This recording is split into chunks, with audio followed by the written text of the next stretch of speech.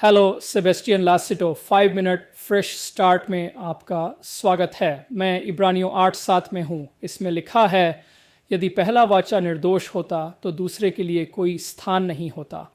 दूसरे शब्दों में पहला वाचा आप कह सकते हैं पुराना नियम बनाम नया नियम है,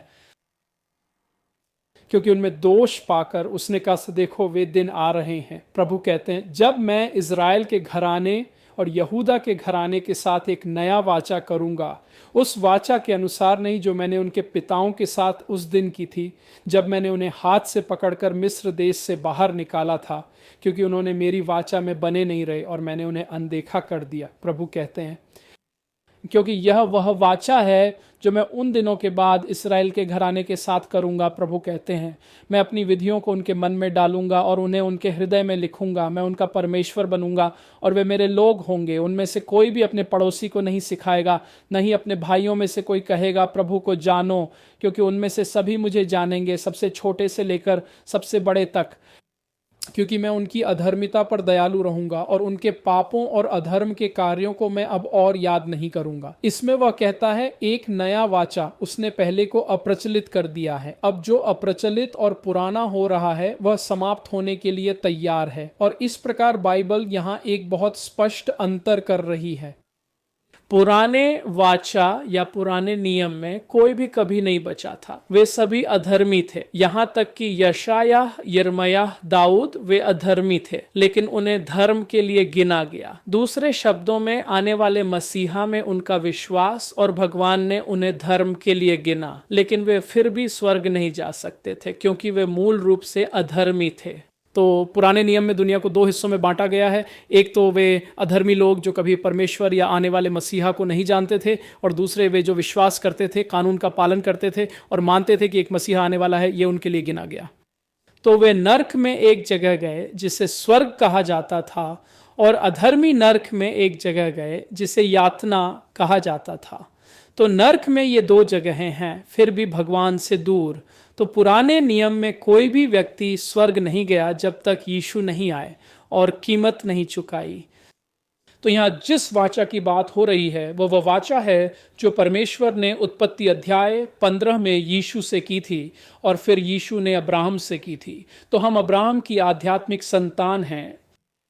तो भगवान ने यीशु से शपथ ली कि यदि तुम यह और यह करते हो, सुसमाचार योजना, और तुम उनके पाप लेते हो और वे तुम पर विश्वास करते हैं, वैसे ही जैसे अब्राहम ने तुम पर विश्वास किया, तो मैं उन्हें धर्मी बना दूंगा क्योंकि तुम धर्मी होगे।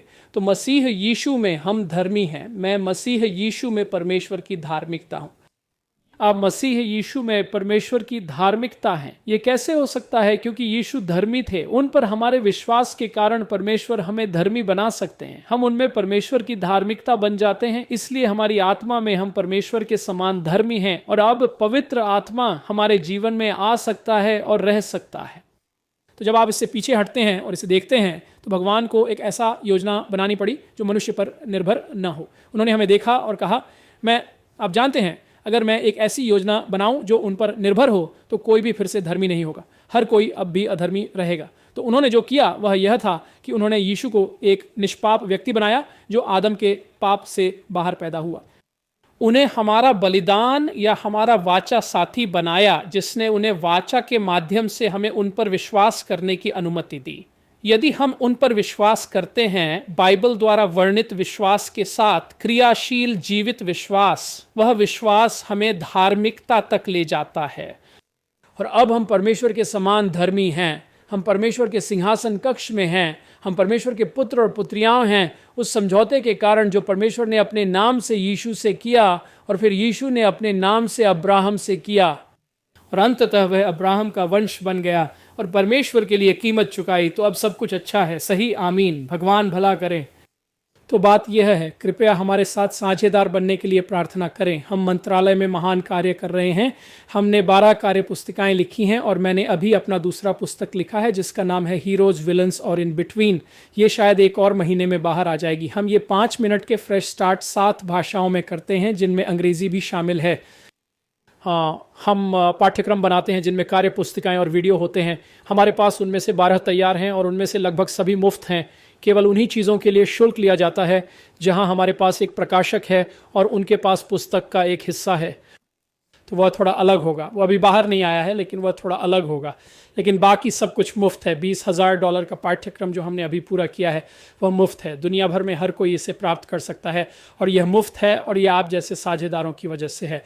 भगवान आपका भला करे, आपका दिन शुभ हो। देखने के लिए धन्यवाद। आज देखने के लिए धन्यवाद। सूचित रहने और मंत्रालय के साथ खड़े रहने के लिए watchersoftruth.com पर जाएं। आपको मुफ्त संसाधन, पूर्ण शिक्षण श्रृंखला और सुसमाचार फैलाने में हमारे साथ साझेदारी करने के तरीके मिलेंगे। आज ही watchersoftruth.com पर दान करें।